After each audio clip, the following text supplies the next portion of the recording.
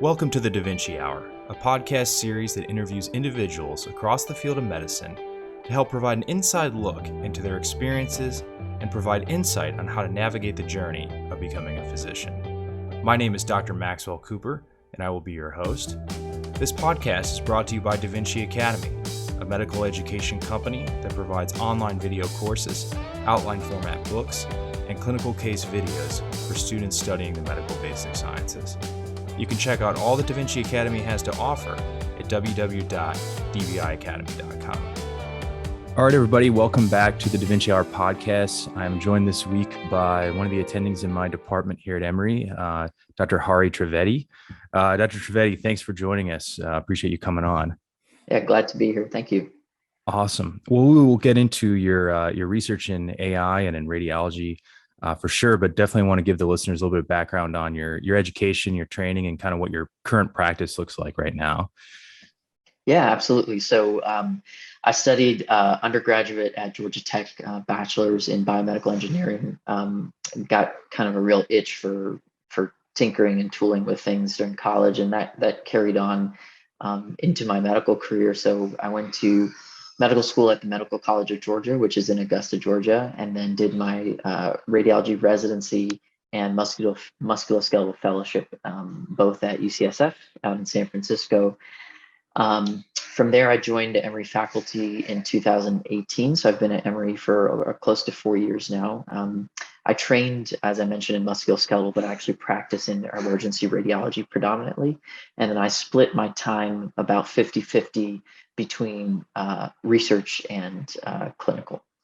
Interesting. Yeah. Thanks for giving us that overview. Yeah. And I think we met actually went on one of those ER imaging shifts, which is pretty cool. And from what I understand, you cover both Grady and Emory and kind of the full gamut of our ERs here at the Emory Health System. Is that right? Yeah. So Emory's got 4 community hospitals, the main academic hospital, and then a couple community hospitals. So we cover all of those remotely. And then Grady's so busy. Grady's our county hospital for trauma. And that's pretty busy. So our whole division kind of covers half the time you're covering Grady, and then half the time you're covering the other 4 hospitals. So it's kind of interesting that Grady just stays so busy that you really have to have dedicated time to cover that. We generally, our shifts are double covered as well. So you have overlap between radiologists because certain times of the day will get busier and slower. So it allows us to kind of stay on top of the list and get studies dictated, definitely under an hour, usually under 10 or 15 minutes in most cases. Awesome. And just quickly, I think just so the listeners realize, as an emergency radiologist, you cover kind of head to toe imaging. I mean, you'll do some neuro, obviously your background MSK, a lot of fractures and acute MSK injuries, but kind of the full gamut and then obviously chest, abdomen, and pelvis imaging as well. Yeah. So emergency radiology is different depending on different institutions. For example, some institutions and even private groups will cover the emergency room with 24/7 radiologists, or even just sometimes overnight radiologists, nocturnists, covering the ER at night, and then the ER studies during the day go to their respective divisions. So if there's a CT head during the daytime, they'll go to the neuro division, abdomen, pelvis, go to the body division, and then overnight, it'll either be covered by residents in an academic center or dedicated nocturnists or teleradiology. So every situation is a little bit different. Here at Emory, we have 24/7 coverage of the ER specifically by an emergency division. We call it ETI, emergency and trauma imaging. And we read everything head to toe with the exception of MRI. Those typically get subspecialty reads. Although in our division, we have people that are neuro trained or body trained or MSK trained. And if one of those exams comes through on the list, you're welcome to read it and put in a final read. Otherwise, typically there are faculty from the other sections and faculty and fellows from the other sections that will cover those exams. Most of that is actually a timing issue because, those like a complicated neuro MR could take 30-40 minutes to interpret, or CT perfusion, something like that. And because we just have so much volume, we may not be able to turn around those complex studies in the time needed. So those get shunted to people that are dedicated and they're experts and obviously get, slightly higher quality of care. Gotcha. Awesome. Thanks for that overview of emergency radiology. And then, like you said, you split your time half between that and then between research and investigating AI. So maybe tell us a little bit about the main focus of your research efforts. Yeah. So in 2018, when I joined, we started the Healthcare Innovation and Translational Informatics, or the Hidey Lab at Emory, between myself and Judy Gachoya, who's one of my friends and colleagues. She's an interventional radiologist here at Emory. And I actually started the lab out of my living room. I bought a server, put a GPU in it, and had one of the residents, Will Wagstaff, help me configure the router to open up the ports so that students could SSH in, and started the lab in my house. That went on for about 6 months. And then, we got the infrastructure and approval to have, got some funding to buy servers and then place to put those servers and kind of get everything up and running. So, we are at any given moment between 12 and 15 students, between undergraduates, grads, med students, PhDs, postdocs. We have several faculty members, both inside and outside of Emory, that we collaborate with. And we do, we focus on machine learning applications to healthcare overall. Most of it has some kind of radiology focus, but sometimes it's not really even in the radiology realm. And that covers things like that are obvious when people think about AI, like diagnosing cancer on a mammogram or finding a nodule on a chest CT. But also, you have to realize that there's a lot of other stuff that machine learning can benefit healthcare in. That's things like natural language processing. For example, we're trying to start this project where we can automatically get clinical information from the EHR and populate it into a template for the radiologist, so they don't have to keep going back to the EHR. So that has nothing to do with diagnosis or imaging, it has nothing to do with the images per se, but all the things around that, or follow-up of incidental findings, contacting providers. And so what we focus on in the lab is creating data sets. You need lots of data to build AI models. We focus on validating existing research and commercial algorithms. And then we focus a lot on bias and disparities work, which is Judy's main focus. So understanding how and when models fail for different patient populations and how to de-bias those models. So those are kind of our core competencies in the lab. Interesting. And so it sounds like it's a mixture of both, like you said, imaging applications, but then also utilizing AI to help with the like healthcare workflow, with the kind of making things more efficient and essentially aiding our, process or our workflow as healthcare providers. I guess for those who are a little bit more naive to AI and its role, I guess, how would you say, I think people think of AI and they have this kind of dream of this computer doing our job for us in a sense, which as I'm sure you can attest is far off from reality. Maybe kind of say where we're at with AI and kind of what the hope is for AI in radiology and in healthcare in general over the next, few years or so in the near future. Yeah. So there's this quote that's, people repeat ad nauseum, and I'll do the same here, as Jeff Hinton in 2016 said, that AI would replace radiologists and we basically should stop training radiology residents. And obviously, 7 years later now, that hasn't come to happen. And I think part of it is I've realized that medical imaging is a lot more complicated than a lot of other things that AI has been applied to. So when you think about AI, people think about self-driving cars. There's also things like suggestion algorithms for Netflix and Amazon Prime. There's your Google suggestions and Google hits and return results based on what you're previous. So, AI is everywhere. In healthcare, and particularly in radiology, I think the challenge with AI applications is that medicine has a very, very, very, very long tail of possible abnormalities and things to detect, right? So I could sit here and rattle off in a chest x-ray, these are the top 10 things that you look for, and they occur, aside from normal, you could list 10 things that probably cover 95% of chest radiographs, but that tail 5% is a very, very long tail. And so if you wanted to automate an AI system reading any kind of medical imaging study, you'd have to, you'd have to be able to detect that extremely long tail in all cases, which is very, very difficult. I also really believe that in a lot of cases, patients are an N of one. And the more complex the exam, the more unique each patient becomes, especially, let's say, if they're post-operative or have some rare disease. And so training models right now requires tons of examples of a certain pathology to train that model of what to look for. And that data is not available at scale for every pathology you may want to detect. And you complicate that by the fact that every pathology, even the same pathology, can look very, very different in different patients. I mean, even something as simple as appendicitis, right? I would say 80% of the time we can come down strongly on appendicitis. 20% of the time you kind of have to hedge a little bit because it's equivocal.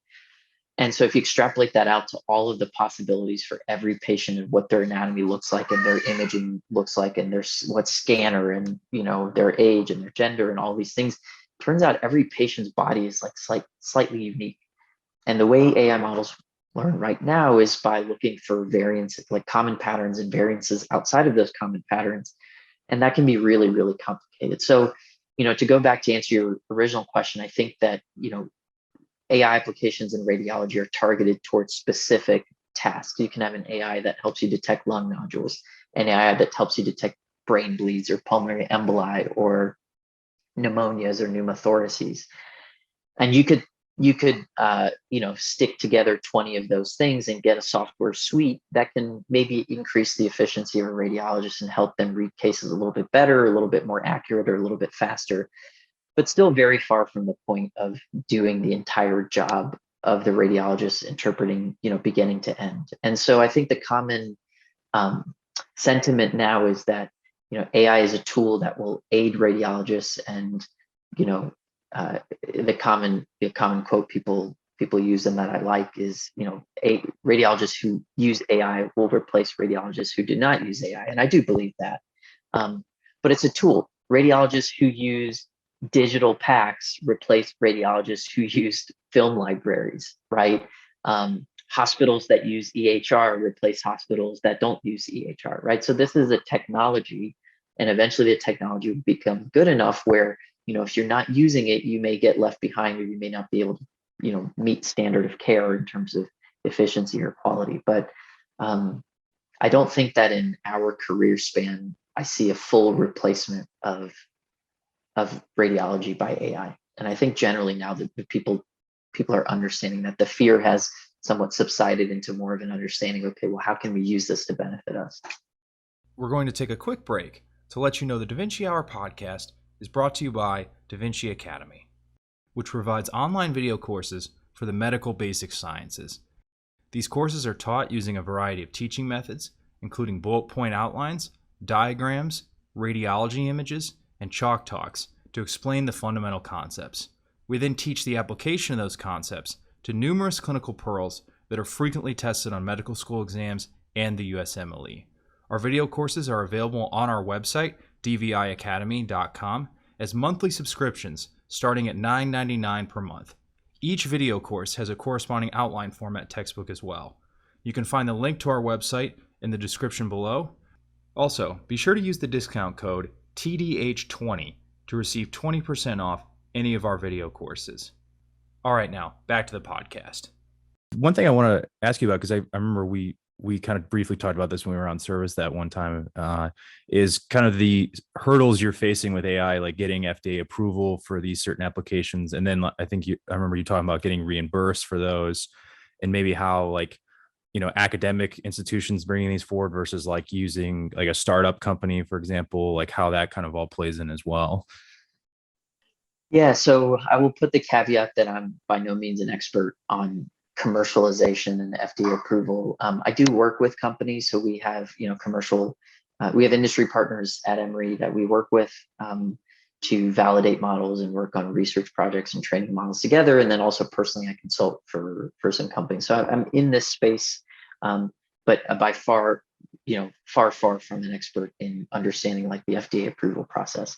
But with that being said, I think there are some challenges towards, I like to think about it as barriers to adoption of AI models, because FDA approval is something that requires due diligence, but there are now hundreds of FDA approved radiology specific AI models. The ACR maintains a list. If you Google, ACR AI approved models, you'll find it. I'm sorry, ACR FDA approved AI models, you'll find it. So it's not that there's a shortage of available FDA approved AI models. It's this gap between what does this model do? What is it going to cost us to implement, both hard cost in terms of, okay, what is the company charging for this? But also other kind of hidden costs of what is the IS overhead of implementing this, going through security review, connecting it into our packs, going through legal. Those are substantial costs and time commitments. It takes, let's say, 6 months to get something like this in. So what are all these costs against what are the potential benefits? And so in the early days, people talked about, okay, well, this is going to improve accuracy and improve patient care and patient safety. And that's true in a lot of cases. But it turns out, when push comes to shove, improving accuracy doesn't really necessarily turn into a return on investment in terms of revenue.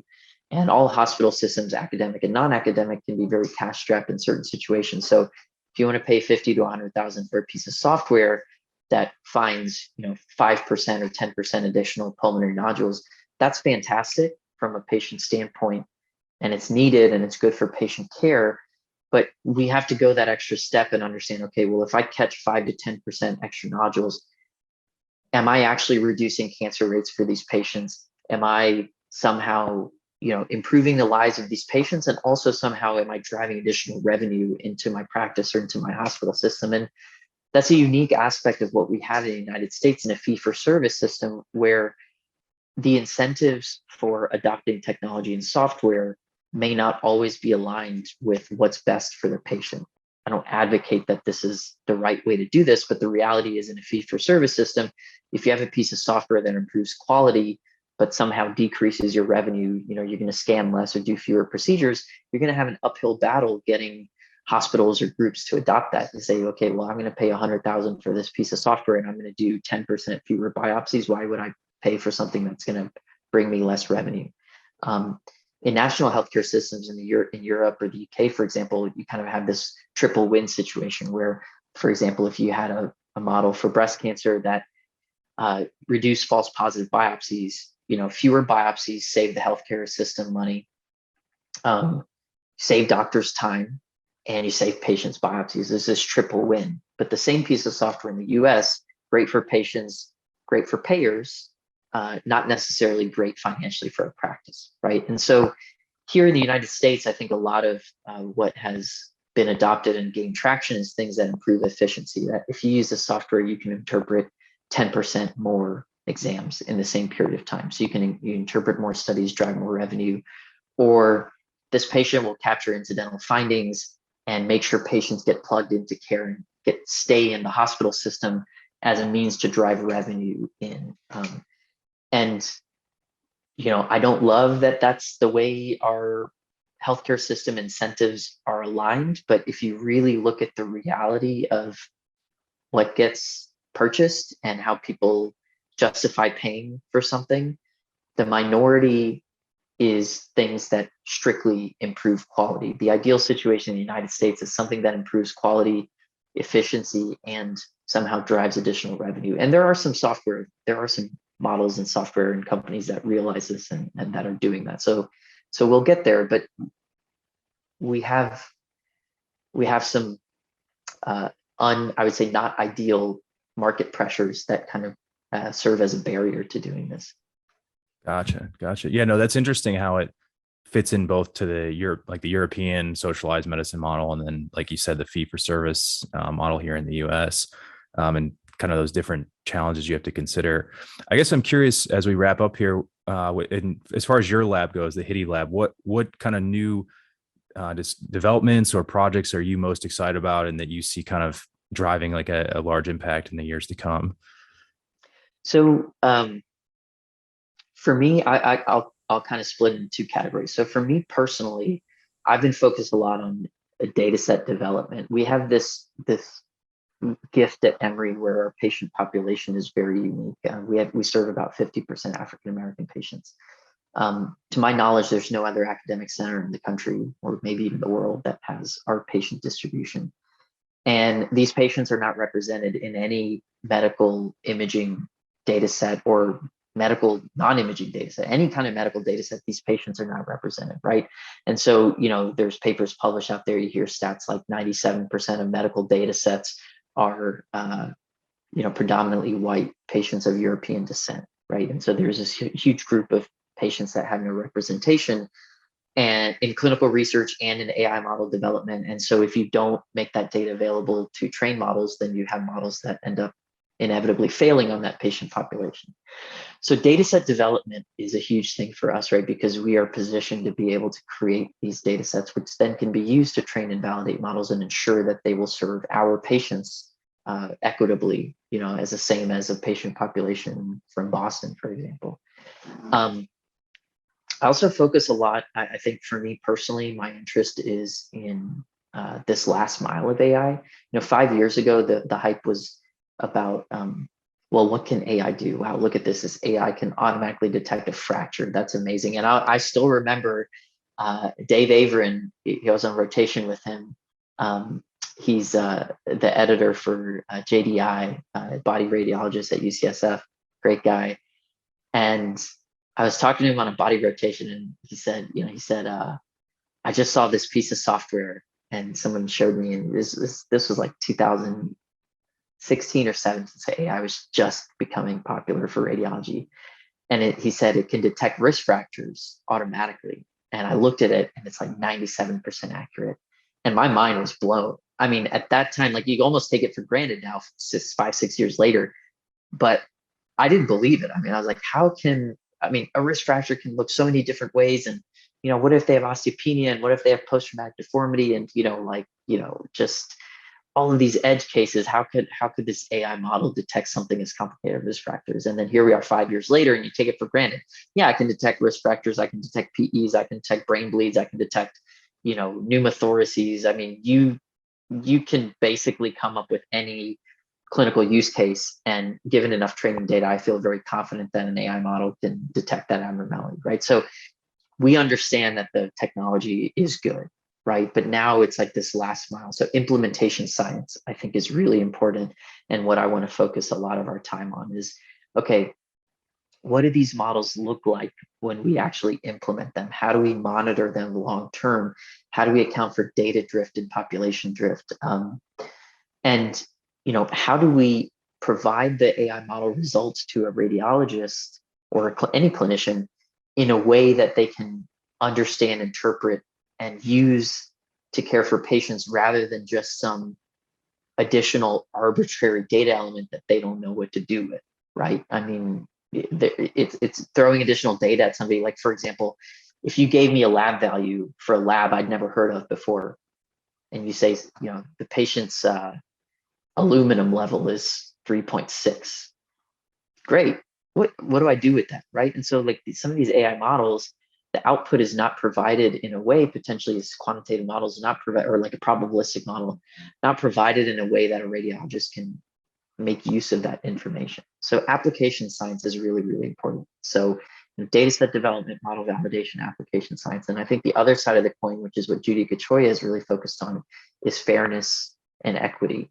And that kind of goes back to my point about data sets, is how do we make models that reduce bias? How do we prevent models from learning protected features like race or demographics or things, and not relying on those features to make predictions about patients erroneously, but rather actually learn the pathology, then learn, that this is a Black 70-year-old patient that has this percentage risk of pneumonia, right? So how do we remove those crutches and then ensure that the AI models perform well across all subgroups? I think those are kind of the main things that we hope to work on. We're hugely collaborative. We believe in open science. Almost everything we do is released freely to the public on GitHub. Our lab, our codes, our models. Even this large data set I developed, we're going to release about 20% of it publicly, so people can use it to validate their models. And so I think like this integrative approach, multi-institutional, multinational, is is a lot of what we're going to be focused on as well. That's all really exciting. I mean, I think one, you kind of hit on that, no two patients are the same, and you got to take into consideration, their race, their gender, all those types of things, especially if you're trying to build a model that can be applied to, not just one particular type of patient, but everybody. So I think that I can definitely see, how impactful that could be for sure. And then obviously, like you said, improving systems. So I congratulate you and Dr. Gachoy on your guys' great work. And if I'm just curious, if any of the listeners want to get involved with you guys, what's the best way for them to reach out and either collaborate, or if it's like a student or a resident that would want to work with you guys?